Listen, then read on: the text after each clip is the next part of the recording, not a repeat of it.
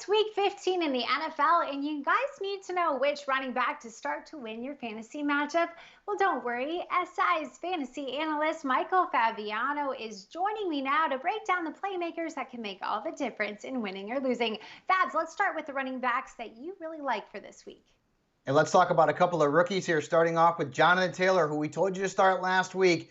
Had a monster game, and I think he'll have another monster game this week against the Houston Texans. He's led all Colts running backs in snaps and touches in each of his last 3 games. Last week, he had a 44% touch share. That's very good. And the Texans defense has allowed 17 touchdowns and the second most fantasy points to running backs. So keep Taylor in your lineup. And then Cam Akers. I mean, it's about time, Sean McVay, you gave this kid a featured role last week. 50 snaps, a 60% touch share, over 21 fantasy points against the Patriots. Now he gets the Jets. The Jets stink. They have been very generous to running backs, allowing an average of more than 24 fantasy points per game. So I think Akers, as long as he continues to be a featured back for the Rams, is a potential top 15 running back this week.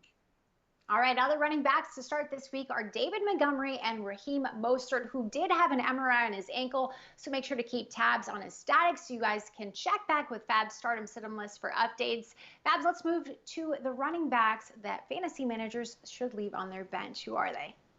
Todd Gurley should not only be benched, but maybe even released, at this point. He was very good earlier on the season as an RB2. He was getting into the end zone. But, I mean, look at his numbers. He is just not 100%. He's averaged just 20.5 snaps and 8.5 touches in his last 2 games. During that time, Ito Smith has more fantasy value. And the matchup this week's not good against Tampa Bay. They've allowed the fewest rushing yards to running backs. So Todd Gurley needs to be on the sidelines this week. And the same thing goes for Zeke Elliott. And this one breaks my heart, all right, because I'm a Cowboys fan. And he's probably no better than a flex starter this week. Last week, he had a great matchup against Cincinnati. He's dealing with an injured calf, and, well, he split the workload with Tony Pollard, and Pollard had more fantasy points last week. This week, he's got the Niners. They've allowed the 5th fewest fantasy points to running backs, so when you couple the fact that Zeke has not produced and he is dealing with a calf injury, well, I think he is probably better left on the sidelines if you have depth at running back.